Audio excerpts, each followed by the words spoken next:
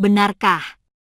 Zhao Hongyu selalu tenang dalam setiap waktu darurat, tetapi kali ini dia terkejut. Aku tidak tahu apa ini tipuan mereka.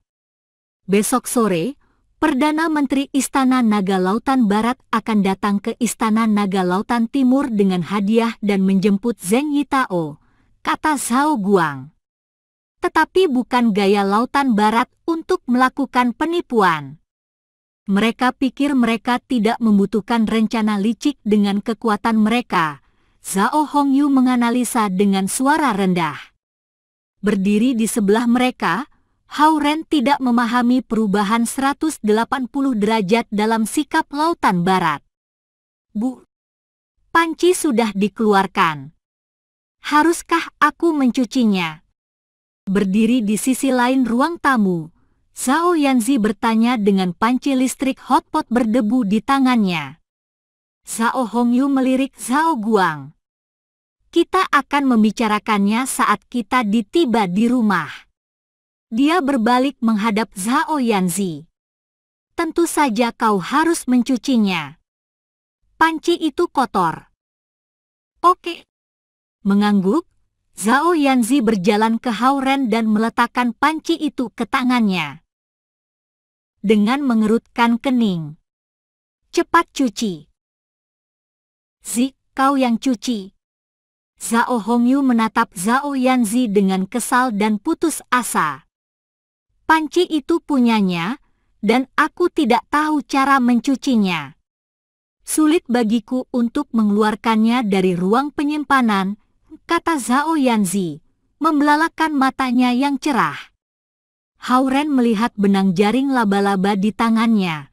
Tahu dia memang mengeluarkan hotpot itu dari bawah tumpukan barang-barang yang jarang digunakan. Tanpa membantah, dia membawa panci itu ke dapur untuk mencucinya. Lin, Lili, ikut denganku mencuci sayur. Zhao Hongyu memanggil kakak beradik itu. Baik. Kakak beradik Lu menjawab bersamaan. Mereka perlu mencuci dan membilas sayuran dan memotong daging untuk hotpot. Dengan patuh, Lu Lin dan Lu Lili mengikuti Zhao Hongyu ke halaman belakang dan membantunya. Ini membuat Zhao Yanzi tanpa pekerjaan. Sementara nenek berbicara dengan ayahnya, dia berdiri di ruang tamu dan merasa tempat itu sangat kosong. Dia berpikir sesaat dan berlari ke dapur untuk berdiri di sebelah Hao Ren. Hao Ren sedang menggosok panci dengan sepotong kain, dan dia mengabaikannya saat dia masuk. Zhao Yanzi tidak berbicara, dia hanya memperhatikannya di sampingnya. Apa yang kau lakukan di sini? Hao Ren memalingkan kepalanya sedikit dan melihatnya, tidak ada. Zhao Yanzi mengerutkan bibirnya. Hao Ren mencuci panci dengan air panas sebelum menggosok noda yang membandel dengan penggosok yang lebih keras. Hi! Zhao Yanzi tiba-tiba berteriak. Mengabaikannya, Hao Ren terus menggosok. Hoi! Zhao Yanzi berteriak lagi. Saat Hao Ren terus mengabaikannya, dia berkata, apa kau ingin aku memanggil ketua kelasmu? Apa kau berusaha menggangguku? Hao Ren melihatnya dengan kesal. Sama sekali tidak. Kau merindukannya, kan? Zhao Yanzi meliriknya dan berkata dengan nada yang provokatif. Mengabaikannya, Hao Ren menggosok panci itu lebih cermat. Berikan ponselmu, aku akan meneleponnya. Zhao Yanzi mengulurkan tangannya. Aku tidak punya waktu untuk omong kosongmu. Hao Ren membawa panci itu ke wastafel lainnya. Namun, Zhao Yanzi mengikutinya. Saat dia sedang sibuk menggosok, Zhao Yanzi memasukkan tangannya ke dalam saku Hao Ren untuk mencari ponselnya. Hao Ren berusaha menghindar, tetapi tangannya terus bergerak-gerak dalam sakunya. Hao Ren panik. Akhirnya, Dia mengambil ponsel itu dan mengeluarkan dari saku Hao-Ren. "Hei, kembalikan!" Hao-Ren mengejarnya dengan panci di tangannya. Akan tetapi, Zhao Yanzi telah berlari keluar dari dapur dan kemudian keluar dari rumah, menelepon. Dengan panci di tangannya, Hao-Ren hanya dapat melihatnya. Beberapa menit kemudian, Zhao Yanzi kembali ke dapur dengan ponselnya. "Apa kau sudah menghubunginya?" Hao-Ren melihatnya. "Tidak. Aku berbohong padamu. Aku tidak meneleponnya." Zhao Yanzi menyelipkan ponsel itu kembali ke dalam saku Hao-Ren sebelum berlari keluar dari dapur untuk bergabung dengan Zhao Hongyu dan kakak beradik Lu di halaman belakang. Hao-Ren tidak mempercayainya. Setelah mengeringkan tangannya, dia mengeluarkan ponsel itu dan memeriksa sambungan terakhir. Benar saja, ada telepon ke Xie Yujia beberapa menit yang lalu. Dia memutar nomornya dan dijawab setelah 2 deringan.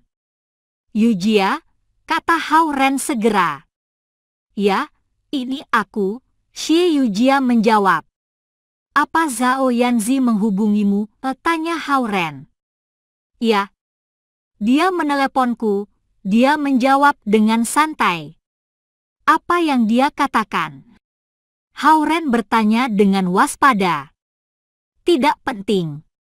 Dia baru saja mengundangku untuk makan hotpot." Dia berhenti beberapa detik sebelum bertanya, "Apa dia bersamamu sekarang?" "Ya. Dia di rumahku bersama orang tuanya." "Oh." Senyap. Untuk memecah kesunyian, Hao-Ren bertanya, "Sedang apa?" "Membaca." "Apa kau di rumah sendirian?" "Ya," dia menjawab dengan suara lembut dan malas. Apa kau ingin datang dan makan hotpot bersama kami?" "Lu Linlin dan Lu Lili juga ada di sini." "Tidak. Aku akan masak sesuatu untukku." "Oh." Sekarang, Hao-Ren tidak tahu harus mengatakan apa. "Selamat bersenang-senang. Aku akan membaca lagi." Perkataan Xie Yujia mengisyaratkan niatnya untuk mengakhiri pembicaraan. "Oke. Dan nenek berharap kau bisa datang saat kau ada waktu," katanya. "Mengerti?" dia menjawab sebelum menutup telepon. Hao-Ren tiba-tiba merasa bingung. Dia bisa membayangkan Xie Yujia duduk di ruang kecil tanpa jendela, membaca di bawah lampu kuning. Melihat Zhao Yanzi bermain dengan Zhao Hongyu di luar, Hao-Ren bertanya-tanya jika Zhao Yanzi menghubungi Xie Yujia untuk bersenang-senang atau untuk mengganggunya. "Ren, apa kau sudah selesai mencuci panci?" Nenek memanggilnya dari luar. "Ya, sudah selesai," dia segera menjawab sebelum membawa panci keluar dari dapur.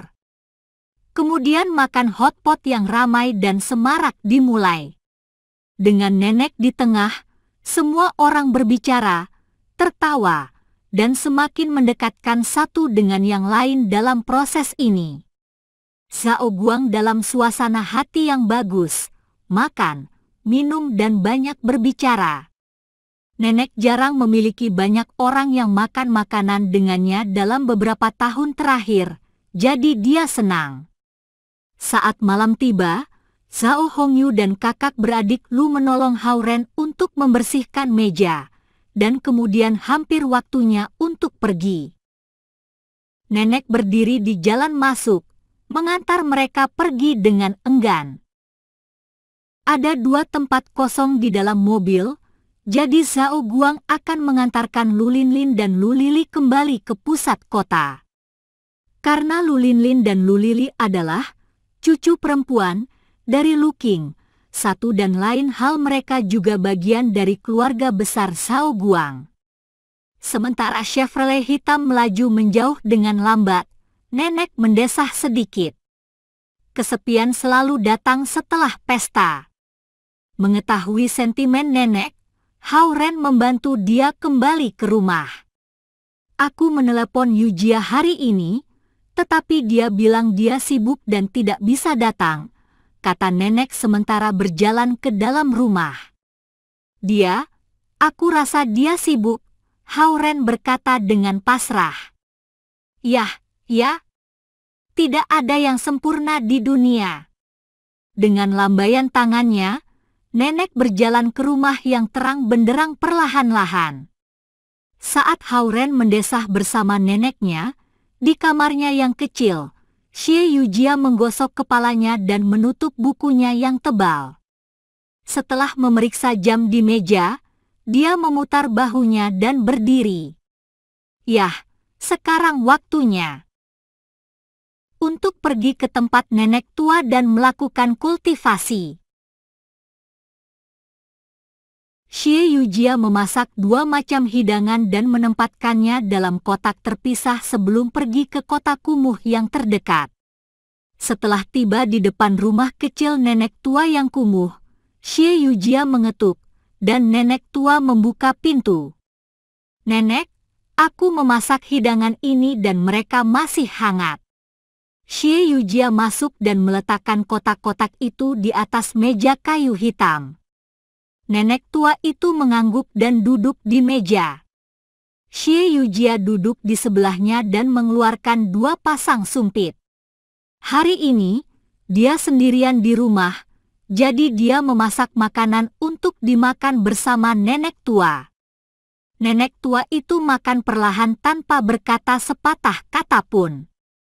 Xie Yujia meliriknya dan berkata setelah beberapa detik ragu, "Nenek." "Iya." Nenek tua itu mendongak. "Salah satu temanku ingin membuat pil kecantikan. Dia ingin Anda membantunya," kata Xie Yujia dengan hati-hati sambil mengamati ekspresi nenek tua itu. "Siapa namanya?" "Suhan. Inspektur suku naga di kota Lautan Timur." "Aku tidak akan membantunya," nenek tua berkata. Xie Yujia sedikit terkejut, tetapi dia tidak memaksakan topik itu karena nenek tua telah menolak untuk membantu Suhan. "Namun, aku bisa mengajarimu cara membuat pil itu." Melihat ekspresi canggung Xie Yujia, nenek tua melunak dan mengubah nadanya. "Aku." Xie Yujia menatapnya dengan keraguan dan kegembiraan. "Bisakah aku melakukannya?" "Kenapa tidak? Kau muridku." Wajah nenek tua sedikit sedih. Dia tidak tahan melihat Xie Yujia ragu-ragu dan meragukan dirinya sendiri. Dia adalah gadis yang lincah dan percaya diri, tetapi dia menjadi sangat ragu-ragu dan tidak bisa mengambil keputusan karena kehidupan cintanya. Hati nenek tua itu sakit untuknya. Sesaat kemudian, ekspresi nenek tua itu melembut. "Catatan kehidupan dan kematian yang kuajarkan padamu bukan hanya teknik serangan dan pertahanan yang sederhana. Ia bisa mengendalikan perubahan esensi alam. Tentu saja, itu bisa membuat pil eliksir. Bagaimanapun, pembuatan eliksir adalah mengekstraksi esensi 5 unsur dari bahan-bahan sebelum menggabungkannya dalam proporsi yang tepat dengan teknik khusus dalam perapian. Catatan kehidupan dan kematian 5 elemen dapat menggunakan esensi 5 elemen di alam, jadi ia dapat mengontrol aliran esensi 5 elemen dalam perapian. Dengan mengekstraksi esensi elemen yang paling murni dari bahan-bahan, ia dapat sangat meningkatkan tingkat keberhasilan. Tetapi kau tidak bisa membuat eliksir dengan api manusia. Kau perlu meminjam singa salju dari anak itu, nenek tua melanjutkan. Dia menyebut Hao-ren dengan, "Anak, itu bukan namanya," menunjukkan ketidaksukaannya. "Baik, nenek," Xie Yujia, yang menundukkan kepalanya untuk memusatkan perhatian pada makanannya, menjawab lembut. Nenek tua berhenti berbicara dan mulai menikmati hidangan yang dimasak Xie Yujia. Setelah makan, Xie Yujia membersihkan meja dan nenek tua beristirahat sebentar sebelum mengajarkan Xie Yujia bagaimana membuat teknik pembuatan pil eliksir. Catatan kehidupan dan kematian 5 elemen adalah teknik yang membuat nenek memperoleh reputasinya dalam dunia kultivasi.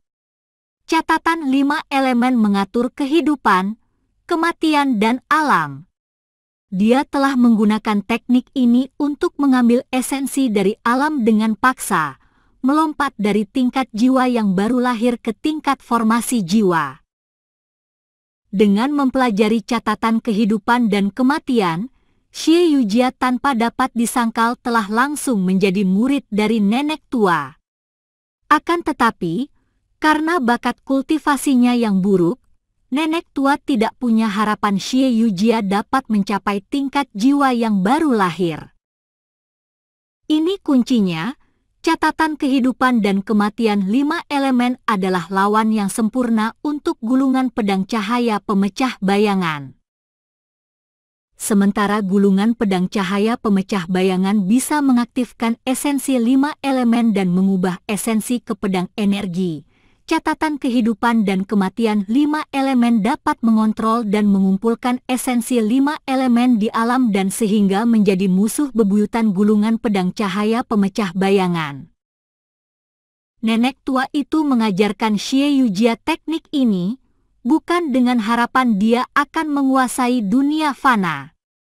Sebaliknya, nenek tua berharap Xie Yujia bisa menggunakannya melawan Hao-Ren jika ia berani merudungnya.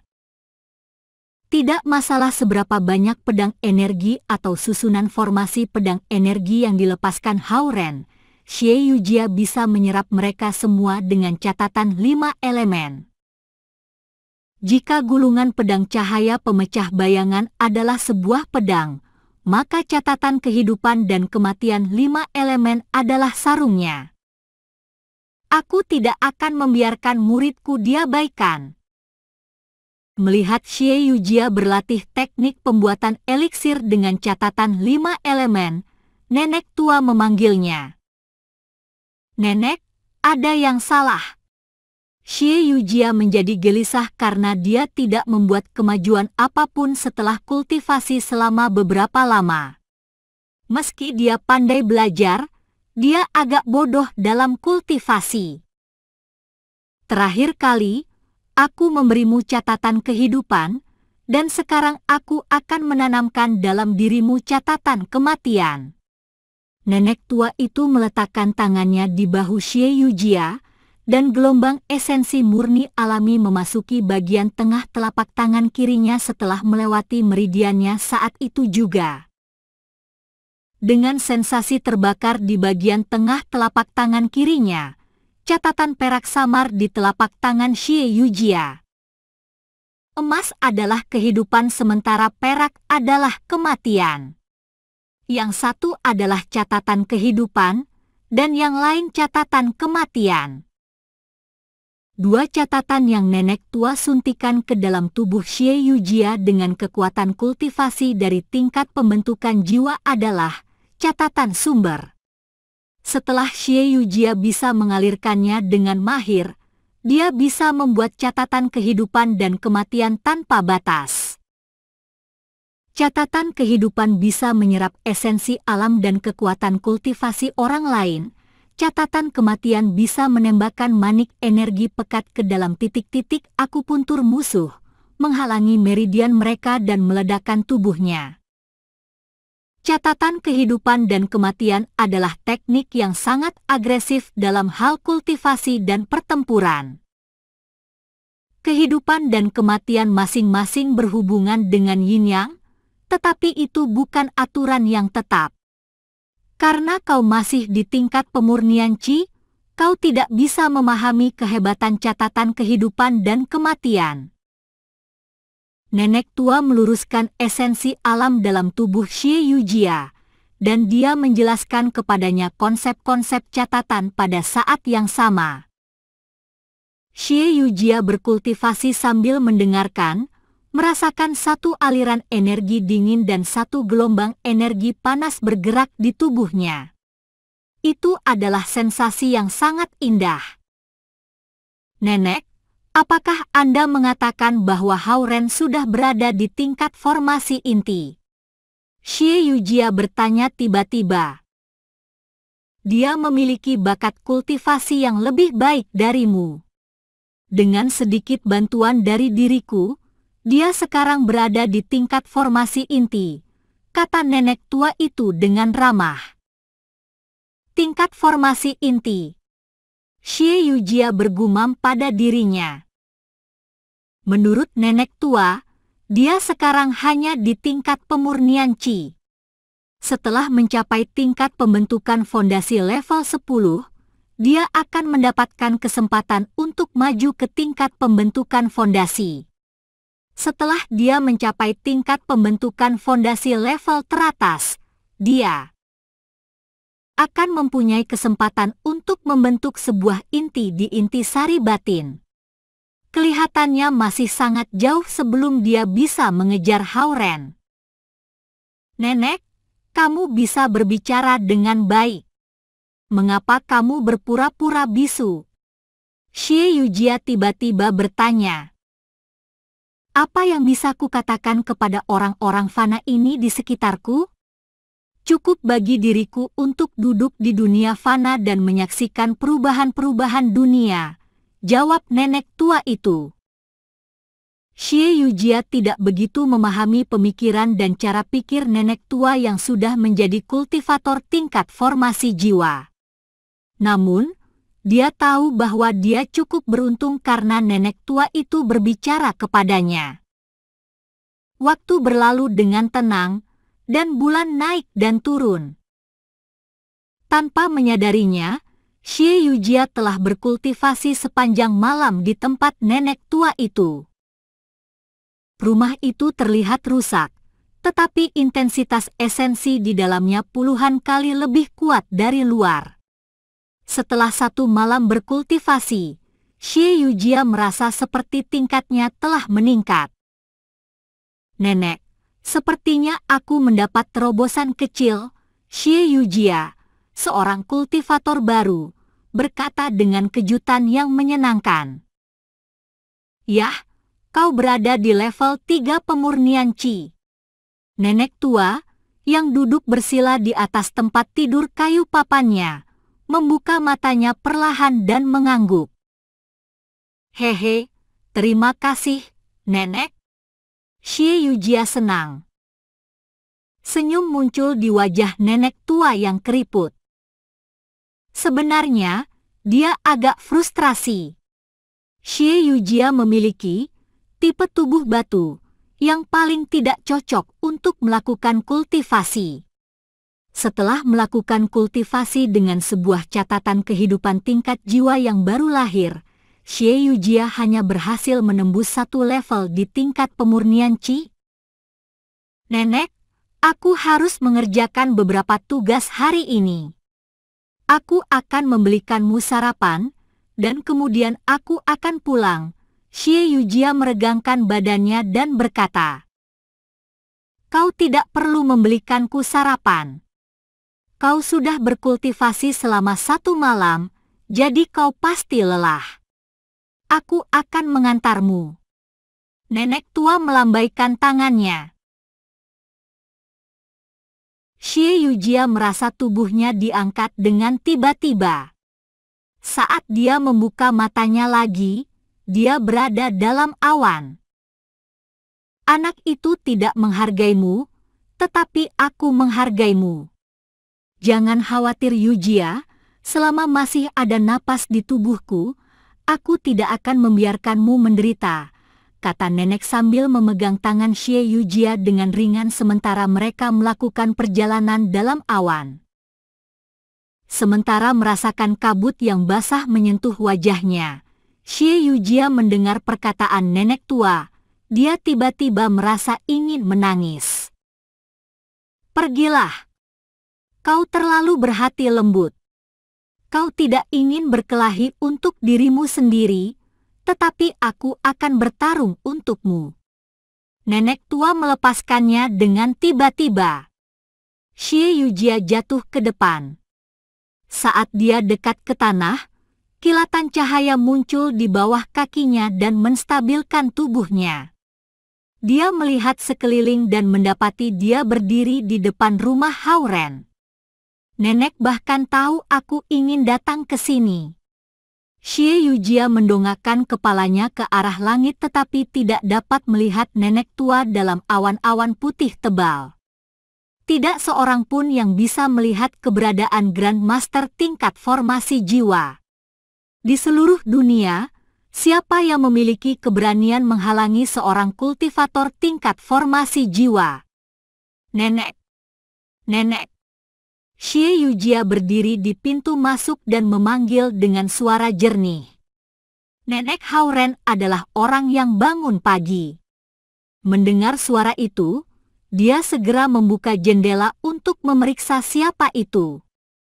Wah, itu kau, Yujia kecil. Aku bebas hari ini, jadi aku datang menemuimu, kata Xie Yujia, tersipu. Aku sedang bertanya-tanya kenapa kau belum datang juga. Bergegas, nenek berjalan ke bawah dan membuka pintu untuknya. Di mana? Hao-Ren. Memasuki rumah, Xie Yujia berbisik malu. Dia masih tidur. Dia mengatakan akan jogging ke pantai, dan dia kembali sangat larut. Dia pasti lelah. Nenek berjalan ke arah tangga. Aku akan pergi dan membangunkannya. Jangan. Nenek.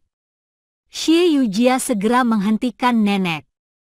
Biarkan dia tidur. Oke. Nenek melihat kembali pada wajah Xie Yujia yang tersipu. Yujia, kau bahkan lebih cantik dari 2 hari yang lalu. Aku tidak berencana ke sini, tetapi aku masih ingin menemuimu. Xie Yujia berjalan perlahan ke lantai 2. Kau harus datang setiap akhir pekan. Nenek berpegangan pada tangan Xie Yujia dan berkata dengan hangat. Saat Xie Yujia mulai membawa perlengkapan tidur nenek yang berat ke balkon, nenek langsung berkata, kau kesini untuk menemaniku, tidak untuk mengerjakan tugas-tugas ini. Sinar matahari sangat bagus hari ini. Aku akan membantumu meletakkan perlengkapan tidur di bawah sinar matahari. Dengan gerakan yang halus, dia membentangkan selimut di atas tali di balkon. Hao-Ren adalah seorang lelaki, jadi dia tidak tahu bagaimana melakukan hal-hal ini. Sama seperti ayahnya, dia peduli padaku tetapi tidak tahu bagaimana melakukan hal-hal ini dengan benar. Begitu juga ibunya, dia tidak tahu bagaimana melakukan pekerjaan rumah juga. Nenek mengeluh sambil menggelengkan kepalanya. Mereka sibuk, Xie Yujia membantu pembelaan mereka sebelum bertanya, apakah ada baju yang perlu dicuci? Aku tidak bisa membiarkanmu melakukan hal seperti itu untukku, kata nenek. Nenek, jangan anggap aku orang luar. Aku hanya akan melakukannya selagi aku di sini, kata Xie Yujia sambil tersenyum. Aku mencuci baju di mesin cuci dan berencana membiarkan Ren menggantungnya di luar supaya kering ketika dia bangun. Nenek menyerah setelah beberapa saat mempertimbangkan. Biarkan aku yang melakukannya. Xie Yujia berjalan ke ruang cuci, mengambil cucian yang lembab, dan meletakkannya di baskom. Pakaian lembab itu berat, tidak heran nenek meninggalkannya di sana dan menunggu Hao-Ren mengeluarkan mereka. Di tangan Xie Yujia, tugas seperti itu mudah. Meski bakatnya sedikit dalam hal kultivasi, dia sangat ahli dalam mengurus rumah. Menonton Xie Yujia menggantung pakaian sambil berjinjit, nenek memperhatikannya dan Bergumam pada dirinya sendiri, gadis itu akan menjadi istri yang hebat. Di balkon, Xie Yujia menemukan beberapa celana dalam Hao Ren yang dicuci di bagian bawah baskom. Dia mengambilnya dan mengamankannya di gantungan sambil tersipu. Ketika dia membawa baskom kosong kembali ke rumah, sudah jam 10 lebih. Tanpa bicara, dia menggulung lengan bajunya dan pergi ke dapur untuk menyiapkan makan siang. Nenek sangat terkejut. Dia tersenyum puas sambil mengingat wajah imut wortel kecil ketika dia masih kecil dan bermain-main di sekitarnya. Sedikit lebih dari setengah jam kemudian, aroma hidangan melayang dari dapur. Aroma memikat dari iga babi rebus yang dimasaknya sangat menggiurkan. Nenek, makan siang sudah siap. Dengan beberapa tetesan keringat di hidungnya, Xie Yujia berjalan keluar dari dapur. Oke, aku akan memanggil Ren ke bawah untuk makan siang. Bocah malas itu tidur lama sekali hari ini. Nenek memarahi cucunya dengan senyum. Yah, jika tidak ada lagi yang perlu aku lakukan, aku akan pulang. Xie Yujia melambai pada nenek dan berjalan menuju pintu. Apa? Kenapa kau pulang begitu cepat? Tanya nenek dengan khawatir. Aku ada beberapa pekerjaan rumah untuk diselesaikan sore ini. Aku datang ke sini di pagi hari untuk menemuimu. Xie Yujia berjalan keluar dari pintu, menolak undangan nenek untuk tinggal sedikit lebih lama. Sementara itu, Hao Ren duduk di kamarnya sambil bersila menatap lautan. Lambat laun, ia kembali dari keadaan tak sadar. Tadi malam, dia mencoba kultivasi petir lagi dan membuka 2 bukaan lagi. Kemajuannya luar biasa cepat dengan kultivasi petir. Setelah mencapai tingkat Zen, para pembudidaya naga akan menemukan kemajuan kultivasi lebih lambat dari sebelumnya, dan pembukaan bukaan akan semakin sulit. Tahap awal mudah, tetapi tahap selanjutnya sangat menantang. Namun, budidaya petir tidak hanya bisa menempa tubuhnya tetapi juga membuka bukaan di intisari naga. Hampir melanggar semua aturan kultivasi untuk kultivator naga. Karena bukaan yang baru dibuka tidak stabil, dia telah menenggelamkan dirinya dalam kultivasi sampai siang. Saat dia sadar kembali, dia mendengar nenek mengetuk pintunya dengan keras. Ren, apa yang kau lakukan di dalam sana? Ada apa, nenek? Hao Ren segera berjalan dan membuka pintu. Melihat kebingungan di wajahnya, nenek berkata pasrah, makan siang sudah siap. Baunya enak sekali. Hao Ren menarik napas dalam-dalam, dan matanya menyala. Haha, nenek, kamu memasak hari ini? Mereka semua adalah favoritku. Nenek memelototinya, turun dan makan. Dia tidak berencana untuk memberitahu Hao Ren tentang kunjungan Xie Yujia. Baginya, bocah ini bodoh dan tidak menyadari akan bunga persiknya, dan dia tidak ingin mengubah cucunya.